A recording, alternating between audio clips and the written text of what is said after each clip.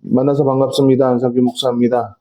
자, 오늘 또 수요일이니까 또 우리 또 교리를 또 살펴보죠. 하나님의 언약은 누구에게 주어지는가? 자, 하나님 때 그분의 일을 할 때가 되어 부르심을 입었지만, 네. 다시 물론 거긴데 그 위에 달라 위에. 아이, 이거는 다 아는 내용이잖아요. 그럼 여기서부터 해, 알았어. 다시 본론으로 들어가서 이스라엘 사람 앞에서 자신을 드러내는 첫 번째 행동이 실패로 돌아가는 경험을 하였다. 또한 이집트에서 자신이 위치했던 그 모든 것을 버리고 아무것도 남기지 않아야 할 40년이 주어졌다.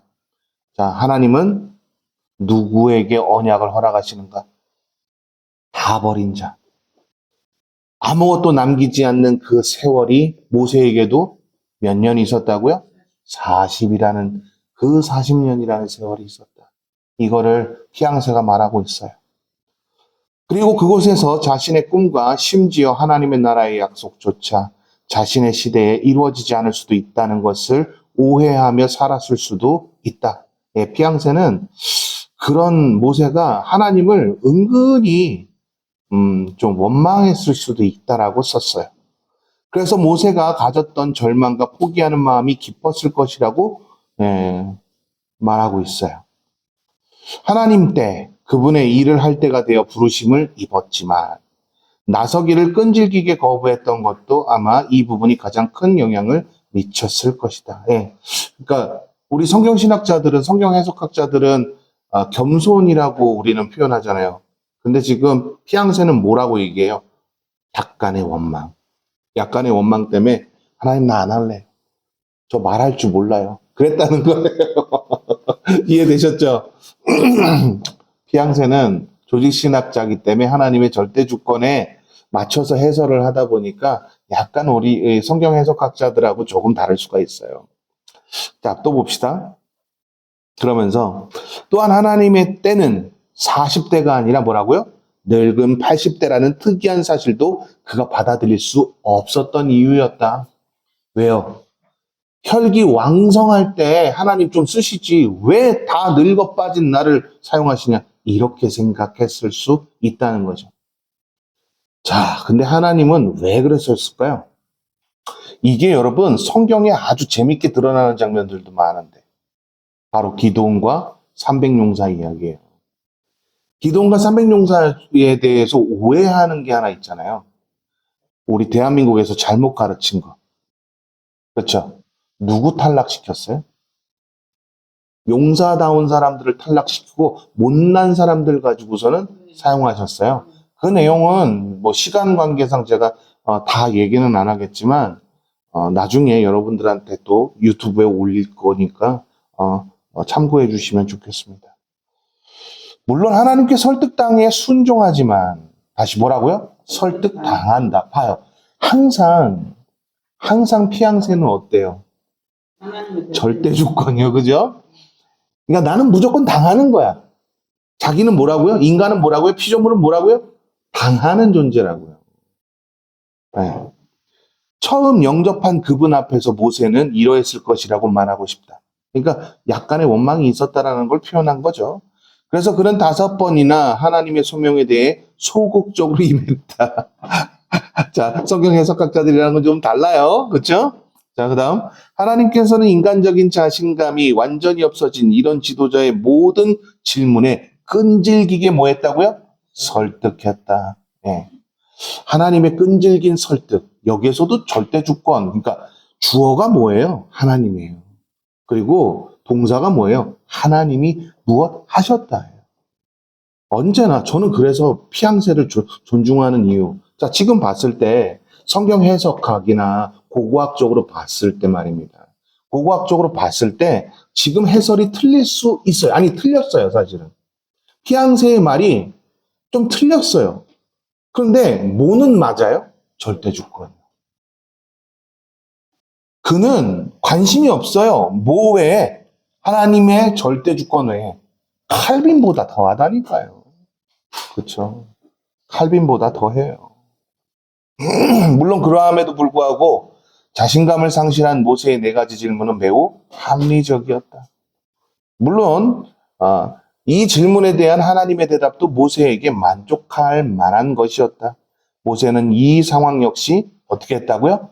3인칭으로 표현하고 있다. 그만큼 모세는 자신을 어떻게 해요? 높이지 않도록 낮추려고 무던히 노력하면서 글을 썼다. 첫 번째 질문은 모세 자신이 과연 지도자로 합당한가였다. 이 질문에 대해 하나님은 모세와 함께 할 것이며 그가 하고자 하는 일이 이스라엘 역사에서 가장 중요한 사건이 될 것임을 알리셨다. 그리고 이 산에서의 섬김이 하나님과의 언약을 세울 모든 준비를 하게 할 거라고 응답하셨다. 맞아요. 자, 지금 주어가 계속 뭔지 한번 보세요. 하나님이 준비하실 것이다. 언약을 세울 것이다. 중요한 이스라엘의 중요한 사건이 되게 하겠다. 그죠? 다 절대 주권이 다 어디에 있어요? 하나님이. 자, 이걸 통해서 우리 독자들이 조금 본받아야 하는 게 하나 있는 거예요. 내가 자꾸 뭔가 주인공이 돼서 뭔가를 자꾸 해나가려고 한단 말이죠. 우리. 그렇지 않아요? 안 그러잖아요, 우리 교회는. 우리 교회는 주인공 어디 있어? 원사님 주인공이에요? 하나님이잖아요. 장로님 주인공처럼 안 살잖아요. 그죠? 이거 우리가 정말 배워야 하는 거예요. 청교도들한테 배워야 하는 거예요. 이 청교도들은 자기네들이 스스로가 주인공이 될 수 없다라고 이미 자부하고 시작해요. 어떠한 삶이든지. 그가 하셨다. 그분이 해내셨다. 그분이 이루셨다. 그분이 역사하신다. 이런 개념이란 말이죠.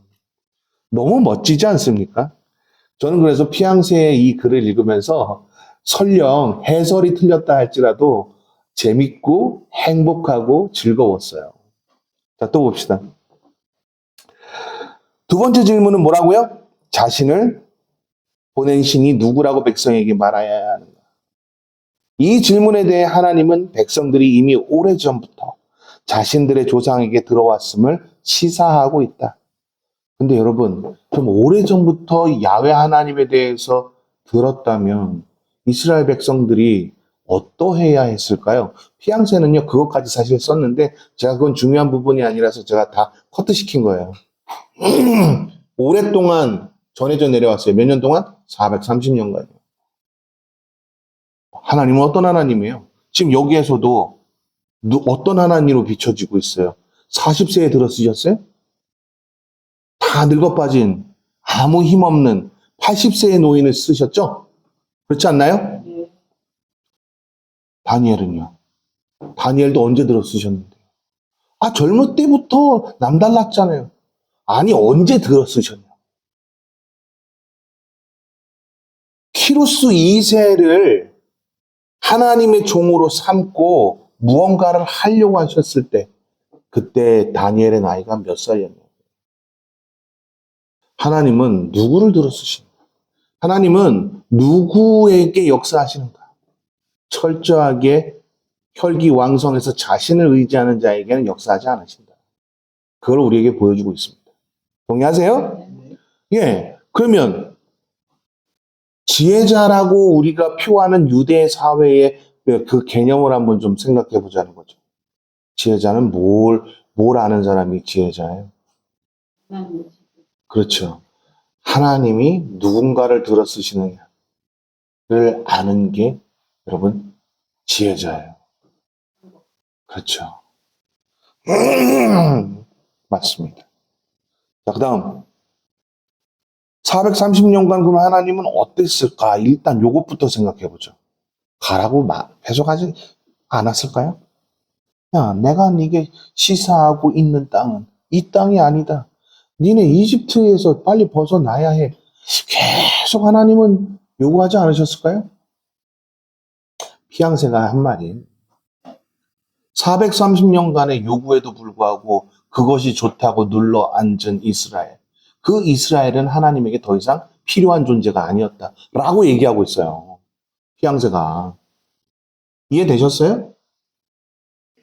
자, 청교도 조직신학자가 이 정도쯤 얘기한다면 근데 왜 우리나라 파쇼들은 파쇼 목회자들은 이거를 모를까요? 아니야, 알 수도 있어요. 인정하고 싶지가 않은 걸 수도 있겠죠. 그렇죠? 어디가 좋은 거예요, 걔네들도? 세상이 좋은 거죠. 돈이 좋은 거죠. 뭐 얘기 들어보니까 어떤 목사님은 그 광화문 집회 나가가지고서는 그 정치 발언하고 막 해가지고서는 그 어떤 모 기업이라 그렇게 해야 되겠죠? 모 기업에게 한 번 나가서 그거 하는데 5억씩 받았다고 하더라고요. 검찰에 나왔잖아요, 이번에. 5억씩 받았대. 그 모 기업이 바로 그 김건희, 이름 쓰면 안 되죠, 이것도. 오케이. 아무튼 이용했던 그곳이래요. 여러분, 종교 분리돼야 되죠? 저런 짓 하면 뭐예요, 다? 파쇼들이에요. 이단이에요. 천주교랑 똑같은 거예요. 우리가 이단으로 취급하고 있는 천주교랑 똑같은 거죠. 그렇죠. 자, 그 다음. 이 질문에 대해서 하나님은 백성들이 이미 오래전부터 조상에게 들어왔음을 시사한다. 그래서 그들이 알고 있는 대표적인 조상들이 하나님으로 자신을 나타내실 뿐 아니라 현재의 히브리인에게 하나님이 전지전능한 능력으로 보호하시며 모든 백성에게 자신의 능력을 부으실 것을 약속하며 그들의 신이 되어줄 뿐이라는 것을 소개하도록 응답하셨다. 근데 여러분, 하나님에게는 이러한 하나님의 절대 주권을 인정하지 않는 자에겐 필요 없잖아요. 그렇죠? 자, 이러한 하나님의 응답은 사도 바울의 서신에도 아주 상세하게 나타납니다. 자, 이거는요, 저 피앙셀린이 다른 글을 쓴 거에다가 제가 한 거예요. The Bible Through Exodus라고 하는 논문이에요. 예, 이거 한번 좀 읽어볼게요. 같이 한번 읽어봅시다. 시작. 이러한 하나님의 응답은 사도 바울의 서신들에서 아주 상세하게 나타나는데 현실의 구체적인 문제에 대하여 그 현상 그 자체만을 해결하는 것이 아니라 그런 종류에 속하는 모든 문제를 해결할 수 있는 근본적인 이가 바로 자신임을 알림으로 그들에게 닥친 문제를 철저히 해결하시다고 약속이며 의지였던 것이다. 바로 이걸 피앙세는 말하고 싶었던 거예요. 피앙세리는요, 모든 문제의 해결은 하나님밖에 해결할 수 없다예요. 하나님이 허락하지 않으시면 풀리지 않는다예요. 봐요. 피앙세는 언제나 절대 주권에만 목숨을 맞췄어요. 칼빈보다 더하다니까요. 정말 칼빈보다 더 뭐라 그래야 될까? 하나님의 절대 주권을 인정하는 보수 중에 보수예요, 진짜. 대단하지 않습니까? 저는 이런 피앙세 린이 좋아요. 린 교수가 바로 이렇게 약속이며 의지이다. 결국 하나님이 해결하신다. 그분 아니면 해결할 리가 없다. 이 이야기에 대한 근본적인 해결책. 그 해결책을 제시하는 건 야훼 하나님밖에 없으니 수연아 어떻게 해야 된다는 거야? 적극적으로 하나님께 매달리라는 거야. 모든 문제의 해결은 누구밖에 없다고? 하나님. 해결하시는 이가 하나님이라면 하나님이 해결하시겠죠. 그렇지 않으십니까? 네. 제가 여러분 피앙세린 교수 논문은 꽤 많이 갖고 있거든요. 여러분들 그 논문들 다 하시면 와 내가 이렇게나 성장해 있어 아마 그러실 거예요. 자, 아무튼 우리나라 모든 성경이 한문역 이건 접니다. 발음과 영어의 킹 제임스를 그대로 따라서 글자화하여 대한민국의 모든 교인이 여호와로 잘못 알고 있는 그러나 완전한 해석이 어려운 이 특이한 하나님의 명칭이 구원을 입을 이집트 히브리인에게 능력이 주어졌음을 알리고 있다. 자, 이거는 손석태 총장님이 이제 그 출애굽 강이라고 하는 책을 쓴 각주에서 제가 따온 겁니다. 자, 그 다음. 그래서 필자는 이 글에서 야훼가 아닌 영어, 라틴어 언어를 모국어로 하는 나라들이 부르기로 협의하고 약속한 뭘로 부르겠다고요? 야훼로 표기하겠다. 본론으로 돌아가서 이 현재와 미래의 역사를 위한 하나님의 이름인 야훼는 자, 여기부터 제일 중요합니다, 이제. 과거의 하나님의 별칭인 아브라함과 이삭과 야곱의 하나님이 결합되어 있다. 이게 무슨 뜻일까요? 피양새가 말하고 있는 이게 무슨 뜻일까요? 아브라함의 하나님, 이삭의 하나님, 야곱의 하나님. 뭘까요? 일단 아브라함의 하나님 하면 여러분 뭔 것 같아요? 세겜에서 하나님께서 커다란 축복을 주셔서 그곳에서 어떻게 하셨죠? 어르신이라고 칭송할 만큼 많은 나라들의 귀감이 되게 하셨죠. 이삭은요, 그의 성품을 통해서 1만 3천 개의 우물을 파괴하고 그곳에서 어떻게 하셨어요? 그 나라들이 전부 다 이삭에게 다가와 하나님을 찬송하게 만드셨죠. 야곱은요? 야곱은 독특한 케이스인데? 왜? 야곱 이야기가 여기서 왜 들어갔지? 이렇게 생각하는 분들 계세요. 근데 여러분, 야곱에게 하나님께서 축복하실 때 하셨던 말씀이 있어요. 이게 뭘까요?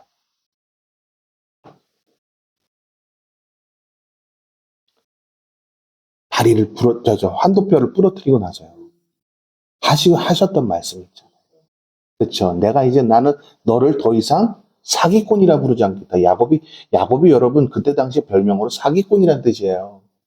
이것도 모른다니까요, 대한민국에서. 이 야코프라는 단어가 그러니까 오늘날 히브리어로 얘기하면서 발꿈치를 잡은 자 이렇게 표현하잖아요. 어디서 그런 야코프라는 이 단어는 고대 근동사회에서 별칭 중에 그러니까 좀 얍삽하고 도둑질 잘하고 막 그러는 사람들한테 붙여졌던 별명 중에 하나입니다. 이제 나는 너를 더 이상 뭐라고요? 사기꾼이라 부르지 않겠다. 뭐라고 부르겠다고요? 이스라엘. 하나님이 그에게 하나님 되어주시다라는 뜻입니다. 그렇죠? 그 약속이었어요. 아, 그래서 이 얘기한 거구나. 피양새가 맞아요. 야곱에게 하나님이 왜 하나님이 되어주셨어요? 더 이상 그가 자신의 힘으로 일어서지 못함을 확인했을 때. 맞아요? 우리는요, 자꾸 우리의 힘으로 무언가를 하려고 하니까 실패를 보는 거예요. 조직신학은 그걸 말하고 있거든요. 칼빈은 그걸 말하고 있고요. 그거에 비해서 청교도 신학자 피앙세 린도 이걸 더 강력하게 말하고 있는 겁니다. 내 힘으로 무언가를 하려고 할 때 실패를 볼 수밖에 없다. 이게 바로 아브라함의 하나님, 이삭의 하나님, 야곱의 하나님을 강조하면서 설득하고 있는 피앙세의 모습이에요. 여기까지 이해되셨나요? 자, 그 다음. 이 결합된 이름이 이스라엘의 영원히 기억될 이름으로 어떻게 됐다고요? 선포된다. 왜요? 하나님이 하시면. 누가 하시면요? 하나님이 하시면. 이래서 제가 너무 존경하는 거예요, 피앙세리. 이렇게 하나님의 응답이 완전하다는 것을 보이도록 시간이라는 제한의 공간 속에 하나님 나라의 역사가 완성될 근본적인 준비가 마련됐다. 봐요. 준비하는 건 인간이에요? 하나님이에요? 봐요. 근데 우리는 매번 자신이 무언가를 하려고 하다가 실패를 보는 거예요. 야코프처럼요. 야코프의 삶을 맨날 이런 얘기 하잖아요. 어떤 신학자들이 매번 그러잖아요. 우리 인간의 삶이 아닌가요? 에어컨디셔너 틀어주세요. 저 에어컨디셔너랜다, 저기. 우리나라 말로 뭐라 그러죠? 에어컨. 빵개국어. 큰일입니다. 자, 여기까지 다 이해되셨죠? 예, 조금만 더 갈게요. 왜냐하면 그 다음 이야기가 정말 중요하거든요. 이렇게 하나님의 응답이 완전하다는 것을 보이도록 시간 제한이 이루어졌죠. 준비가 마련됐죠. 그리고 하나님은 모세의 질문에 반응과 동시에 구체적인 출 이집트의 과정까지 설명하셨다는 거죠. 내가 이끌어낼 때 그곳에는 뭐가 있을 것이다? 재앙이 있을 것이다. 여러분, 10가지의 재앙은 고대 이집트에서 10이라는 숫자가 뭐라 그랬죠? 절대적으로 엄청나게 큰이라는 의미를 가지고 있죠. 그러니까 재앙이라는 뜻은 10가지의 재앙이라는 뜻은 어마어마하게 가장 큰 그들이 단 한 번도 경험하지 못했던 그것들이 너희들에게 임할 것이다. 이런 메시지라 그랬죠. 그거 여러분 제가 고고학자 제가 저기 벤 데이비스 얘기하면서 제가 설명 안 했어요? 했을 건데. 그죠? 다음. 네. 세 번째 모세의 질문은 자신을 하나님께서 보내신 증거가 무엇인지였어요. 이 질문에 대해 하나님은 하나씩 가르치셨죠. 즉 하나님의 증거만을 보이신 것이 아니라 세 가지나 되는 표적과 이적을 제시하셨죠. 땅이 어떻게 해요? 땅에다가 지팡이를 던지니까 뱀이 됐었죠. 그리고 손을 주머니에다 넣어보라 하니까 뭐가 됐어요? 문둥병이 걸렸죠. 그리고 나일강 물을 떠서 부으니까 뭐가 됐어요? 피가 됐죠. 자, 근데 이게 되게 의미가 있는 거 아세요? 의미가 있는 거 아세요? 그렇죠. 맞아요. 그런데 피양새는 거기에 맞춰서 쓰지 않았기 때문에 그걸 언급하지 않은 거예요. 근데 성경 신학적으로 봤을 때 이 지팡이는 여러분 고대 근동사회에서 지팡이를 이제 가지고 있다라는 것은 지혜자를 의미하기도 하지만 지도자를 상징하기도 했어요. 근데 이 지도자가 이집트의 뱀을 먹게 하는 그 뱀으로 변해버리잖아요. 예, 그 신을 파괴했다라는 뜻이잖아요. 그러니까 하나님은 철저하게 이집트를 파괴할 것을 모세에게 알리신 사건이라는 거죠. 이게 바로 성경 해석학에서 말하는 해설입니다. 두 번째, 여러분 문둥병이 걸렸죠. 치료는 과연 누구에게 주어지는가? 치료는 누가 할 수 있는가? 이 부분에 있어서 절대적으로 창조주의 몫이라는 것을 말하고 있는 거예요. 근데 우리는 전적으로 하나님을 의지하지 않잖아요. 그렇죠? 이제 와서 하는 얘기인데요.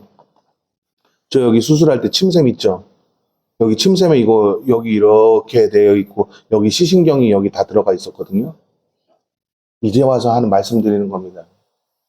그 의사가 믿는 사람이었어요. 예수 믿는 사람이었어요. 저한테 그랬어요. 제가 그때 이제 그 개혁연대 신학대학원 학장이었잖아요. 그때 저한테 그러더라고요. 학장님, 제가 이제 이 직업이 뭐냐고 막 물어보고 막 왜 그랬냐면 진짜 죽을까봐. 왜냐하면 이게 까보면은 진짜 암인지 아닌지 확인해봐야 되겠다 그러더라고요. 그래서 제가 그랬어요.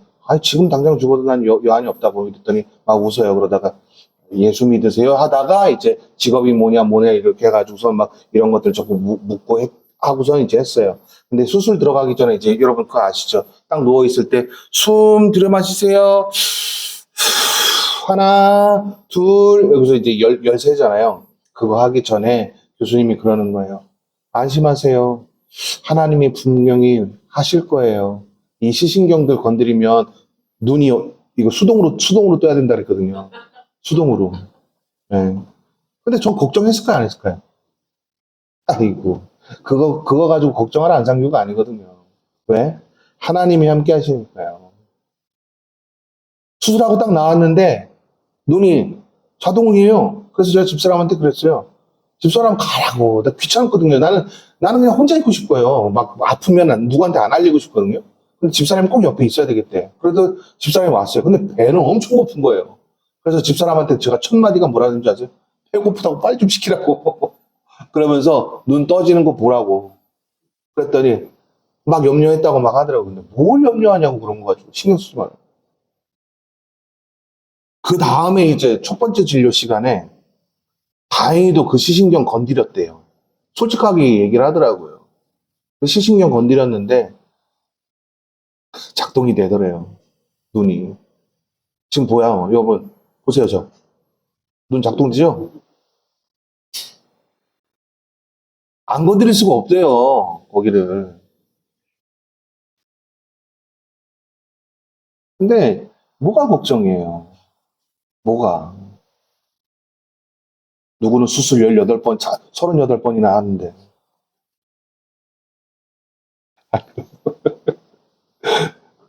난 기껏 해봐야 수술 몇 번 한 거야? 난 4번밖에 안 했어. 아무것도 아니지, 뭐. 그죠? 자, 그런 의미가 있어야 다시 지팡이는 뭘 상징한다고요? 지도자. 근데 또 달리 말하면 또 고대 시대에는 지팡이를 들고 있으면 지혜자를 상징하기도 했죠. 자, 그러니까요. 피양새는 이걸 말하고 싶지는 않았는데 성경 해석학적으로 조금만 제가 더 입혀드리는 거예요.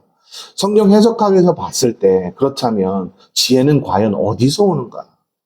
경륜에서 오는 것이 아니라 철저하게 아무런 힘이 없을 때 하나님이 들어 쓰신다는 걸 여러분에게 설명하고 싶은 거예요. 장로님 옛날처럼 혈기왕성하세요? 안 하니까 하나님 들어 쓰시잖아요. 그렇지 않아요? 네, 그거예요. 저도 나이가 50이니까 이제 하나님이 그래 너 조금 이제 고생 많이 했으니까 조금만 더 견뎌. 조금만 더 해. 그러다가 이제 한 늙어서 한 70쯤 됐을 때 사용하실 것 같은데. 자, 그 다음에요. 이 응답도 단계를 하나씩 높여가면서 모세의 반응을 살피시는 섬세함이 돋보였어요. 모세의 네 번째 질문은 뭐였죠? 지도자의 중요한 자질이라고 말할 수 있는 설득력 없는 자신이 과연 이 일을 할 수 있을까요? 자신은 어떻게 살았죠? 이집트의 왕자처럼 살았죠. 그리고 자신은 사실 정치적인 야욕이 있었죠. 그래서 어떻게 했어요? 자기가 둘째이기 때문에 파라오가 될 수 없다는 걸 알고 있었어요. 역사학자들의 말이에요. 그래서 여러분 이스라엘 역사학자들이 대부분 하는 말이 다 똑같아요. 요아킴이라고 하는 역사학자는 이렇게 얘기합니다.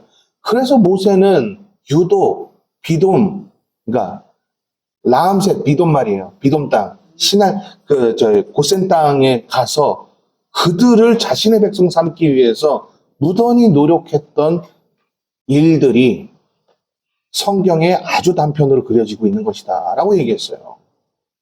여기까지 다 이해되셨나요? 오케이. 자,